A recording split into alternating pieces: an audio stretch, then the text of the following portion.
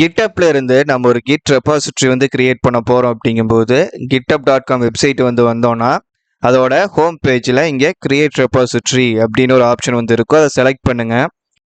So இந்த இடத்துல general அப்படின்னு போட்டு ஓனர் அப்படிங்கிற ஆப்ஷனில் உங்களோட யூசர் நேம் வந்து இருக்கும். அதுக்கு பக்கத்தில் ரெபாசிட்டரி நேம் வந்து கிரியேட் பண்ணுறதுக்கான ஆப்ஷன் வந்து இருக்கும். நம்ம ஆல்ரெடி ஒரு ரெபாசிட்டரிக்கு ஒரு நேம் வந்து கொடுத்துருந்தோம் அப்படின்னா சேம் நேமை இன்னொரு ரெபாசிட்டரிக்கு வைக்க முடியாது. இப்போ நான் அந்த இடத்துல இ-காமர்ஸ் அப்படின்னு வந்து நேம் வந்து கொடுக்குறேன்.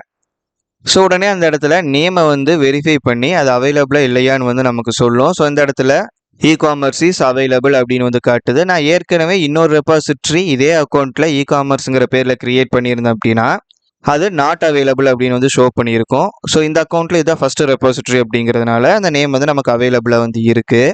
அண்ட் அதுக்கப்புறம் டிஸ்கிரிப்ஷன் வந்து ஆட் பண்ணுறதுக்கான ஒரு ஆப்ஷன் வந்து கொடுத்துருப்பாங்க.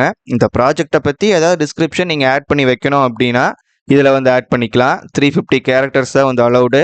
அண்ட் இந்த டிஸ்கிரிப்ஷன் அப்படிங்கிறது ஆப்ஷனல் தான், மேண்டட்டரி வந்து கிடையாது. அண்ட் அதுக்கப்புறம் கான்ஃபிகரேஷன் அப்படிங்கிறது ஒன்று இருக்கும். அதுக்குள்ளே ஃபஸ்ட்டு ஆப்ஷனாக சூஸ் விசிபிலிட்டி அப்படிங்கிறது ஒன்று கொடுத்துருப்பாங்க. நமக்கு 2 விசிபிலிட்டி ஆப்ஷன் வந்து இருக்கும். ஒன்று பப்ளிக், இன்னொன்று ப்ரைவேட்.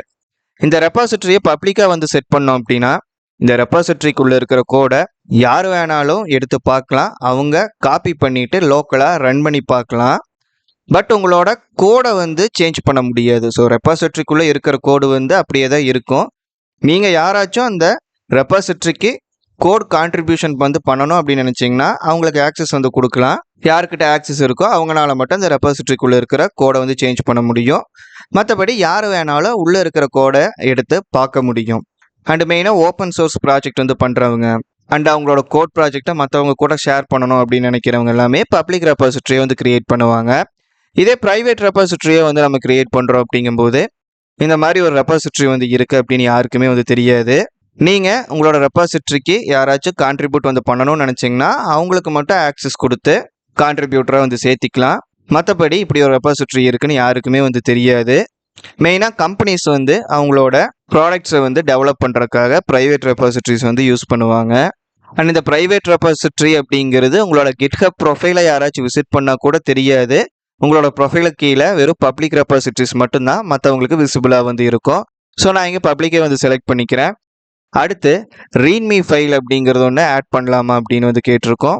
ஸோ அதை வந்து நம்ம ஆட் பண்ணிக்கலாம். இந்த ரெபாசிட்டரியை பற்றின இன்ஸ்ட்ரக்ஷன்ஸ் வந்து நம்ம கொடுக்குறோம் அப்படிங்கும்போது இந்த ரீட்மி ஃபைல் வந்து யூஸ் பண்ணலாம். ஸோ இன்ஸ்ட்ரக்ஷன்ஸ் அப்படின்னு வந்து நம்ம எடுத்துக்கிட்டோன்னா இப்போ இந்த ரெபாசிட்டரியில் ஒரு ப்ராஜெக்ட் வந்து செட்டப் பண்ணியிருக்கோம். அந்த ப்ராஜெக்ட் ரன் ஆகணும்னா என்ன மாதிரி ஸ்டெப்ஸ் எல்லாம் ஃபாலோ பண்ணணும் அண்ட் என்ன மாதிரி பேக்கேஜஸ் எல்லாம் நம்ம யூஸ் பண்ணியிருக்கோம் அப்படிங்கிற இன்ஃபர்மேஷன் எல்லாமே அந்த ரீட்மி ஃபைலை நம்ம ஆட் பண்ணி வச்சுருக்கலாம்.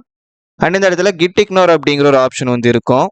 இந்த கிட் இக்னோர் அப்படின்னா என்னென்னா இப்போ லோக்கலாக நம்ம ஒரு ப்ராஜெக்டை வந்து டெவலப் பண்ணுறோம் அப்படிங்கும்போது அங்கே நிறையா செட்டப் அப்படிங்கிறது தேவைப்படலாம். எக்ஸாம்பிளுக்கு என்விரான்மெண்ட் ஃபைல்ஸ் எல்லாம் யூஸ் பண்ணுவோம். பட் அதெல்லாமே கிட்டில் வந்து நம்ம ஸ்டோர் பண்ணும்போது தேவைப்படும் அப்படின்னு வந்து சொல்ல முடியாது. ஏன்னா கிட்டில் ஒரிஜினல் சோர்ஸ் கோட் மட்டும் இருந்தால் போதும்.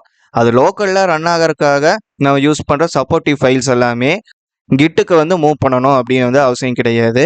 இன்னுமே எக்ஸாம்பிளுக்கு சொல்லணும் அப்படிங்கும்போது இப்போ நீங்கள் ரியாக்ட் நோட்.js எல்லாம் ஒர்க் பண்ணுறீங்கன்னா அந்த நோட் மாடியூல்ஸ் அப்படிங்கிற ஒரு ஃபோல்டர் வந்து பார்த்துருப்பீங்க. ஸோ அதோட சைஸ் எல்லாம் ரொம்ப பெருசாக இருக்கும். அது எல்லாமே வந்து சோர்ஸ் கோடில் வந்து சேராது. பட் அதை மொத்தமாக சேர்த்து கிட்டப் ரெபாசிட்டரியில் நம்ம ஸ்டோர் பண்ணுறோம் அப்படிங்கும்போது கிட்டப்பில் அதிக ஸ்டோரேஜ் வந்து எடுத்துக்கும்.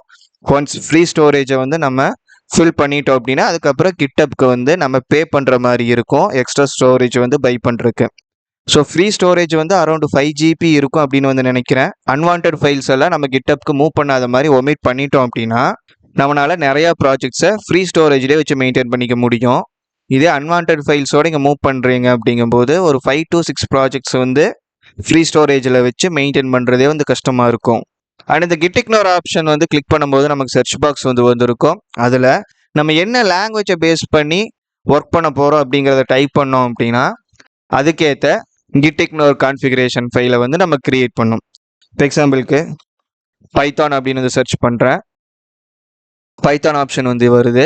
அண்ட் அதை செலக்ட் பண்ணிட்டோன்னா பைத்தானுக்கு காமனாக என்னென்ன ஃபோல்டர்ஸ் எல்லாம் இக்னோர் வந்து பண்ணணுமோ அதை வந்து செட் பண்ணிக்கும். இதே வந்து ஜாவா ஸ்கிரிப்ட் பேஸ்டாக ஒர்க் பண்ணுறீங்க அப்படின்னா நோட் அப்படின்னு வந்து டைப் பண்ணணும். ஸோ நான் இங்கே பைத்தான் அப்படின்னு வந்து டைப் பண்ணி இந்த பைத்தான் ஆப்ஷன் வந்து செலக்ட் பண்ணிக்கிறேன். அடுத்து லைசன்ஸ் வந்து கேட்கும். இந்த லைசன்ஸில் நமக்கு நிறைய ஆப்ஷன் வந்து இருக்கும். இந்த ஒவ்வொரு லைசன்ஸுக்குமே வந்து ஒவ்வொரு பர்பஸ் வந்து இருக்குது. உதாரணத்துக்கு நம்ம ப்ராஜெக்டை வேறு யார் வேணாலும் எடுத்து டிஸ்ட்ரிபியூட் வந்து பண்ணலாம். அவங்க வந்து மாடிஃபை பண்ணி அவங்க ஓன் பப்ளிஷாக வந்து கொடுக்கலாம். அந்த மாதிரி பண்ணும்போது அதுக்கேற்ற லைசன்ஸ் வந்து நம்ம செலக்ட் பண்ணணும். இல்லை நம்ம ஒரு பேட்டர்னோட ஒரு ப்ராஜெக்ட் வந்து பண்ணுறோம், அந்த பேட்டர்னை மற்றவங்க எப்படி எடுத்து யூஸ் பண்ணிக்கலாம் அப்படிங்கிற மாதிரி கான்ஃபிகரேஷனில் செட் பண்ணுறோம். அப்படிங்கும்போது அதுக்கேற்ற லைசன்ஸ் வந்து நம்ம செலக்ட் பண்ணலாம். டிஃபால்ட்டாக நோ லைசன்ஸ் இருக்கும், நான் அதவே வந்து செலக்ட் பண்ணிக்கிறேன். அடுத்து தேவையான கான்ஃபிகரேஷன்ஸை நம்ம செட் பண்ணதுக்கப்புறம் இந்த கிரியேட் ரெபாசிட்ரி பட்டன் மேலே கிளிக் பண்ணலாம். நமக்கு ரெபாசிட்ரி வந்து கிரியேட் ஆகிரும். அண்ட் ஒன்ஸ் கிரியேட் ஆயிடுச்சு அப்படிங்கும்போது அடுத்து இந்த யூசர் இன்டர்ஃபேஸ்க்கு வந்து வந்துடும். அண்ட் இப்போ நம்ம ஆட் பண்ண கிட்டிக்னு ஒரு ஃபைலும் readme.md ஃபைலும் வந்து இந்த இடத்துல வந்து இருக்கும். ஸோ ஒரு ஃபைல் மேலே கிளிக் பண்ணோம் அப்படின்னா அந்த ஃபைல் வந்து ஓப்பன் ஆகும். அதுக்குள்ளே என்ன கண்டென்ட் வந்து இருக்குது அப்படிங்கிறத வந்து நம்மளால் பார்த்துக்க முடியும்.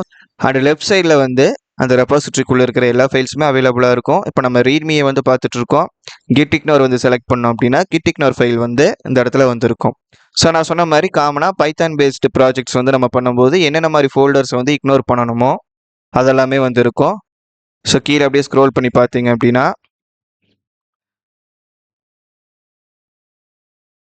ஸோ இங்கே விர்ச்சுவல் என்வரான்மெண்ட் வந்து கொடுத்துருப்பாங்க. இப்போ பைத்தான் பேஸ்டு ப்ராஜெக்ட்ஸ் எல்லாம் ஒர்க் பண்ணும்போது .venv அப்படின்னு விர்ச்சுவல் என்வரான்மெண்ட் வந்து கிரியேட் பண்ணியிருப்போம். ஸோ நான் இப்போ பேக் வந்து வந்துக்கிறேன். இங்கே வந்துட்டு இந்த கிட்டப் ஐகான் மேலே கிளிக் பண்ணுறேன். இப்போ நம்மளோட லேண்டிங் பேஜ் வந்து எடுத்துகிட்டு வந்துடும். ஸோ நம்ம மினிமம் ஒரு ரெபாசிட்ரி வந்து கிரியேட் பண்ணிட்டோம் அப்படின்னா இந்த இடத்துல கிரியேட் ரெபாசிட்ரி அப்படிங்கிற ஆப்ஷன் நீ காட்டாது. அதுக்கு பதிலாக நியூ அப்படிங்கிற ஆப்ஷன் வந்து காட்டும். அண்ட் நம்மளோட லேண்டிங் பேஜ்லேயே வந்து எத்தனை ரெபாசிட்ரி வச்சுருக்கோமோ அது எல்லாமே 1 by 1 இங்கே லிஸ்ட்டு வந்து ஆகிருக்கும். நம்ம இங்கேருந்து கிளிக் பண்ணி அந்த ரெபாசிட்ரியை வந்து ஓப்பன் பண்ணிக்கலாம். அண்ட் இப்போ நம்ம கிட்டப் மூலிமா ஒரு கிட் ரெபாசிட்ரியை வந்து எப்படி கிரியேட் பண்ணுறது அப்படின்னு வந்து பார்த்துருக்கோம். ஆனால் நெக்ஸ்ட் வீடியோவில் இதை லோக்கலில் எடுத்து எப்படி நம்ம ப்ராஜெக்ட்ஸை வந்து ஆட் பண்ணுறது அப்படின்னு வந்து பார்க்கலாம். ஸோ இந்த வீடியோ அவ்வளோதான். இந்த வீடியோ உங்களுக்கு யூஸ்ஃபுல்லாக இருந்தால் லைக் பண்ணுங்கள். அண்ட் இது மாதிரி யூஸ்ஃபுல்லான கண்டென்ட்டை பார்க்குறதுக்கு மறக்காமல் நம்ம சேனலுக்கு சப்ஸ்கிரைப் வந்து பண்ணிக்கோங்க. தேங்க்ஸ் ஃபார் வாட்சிங்.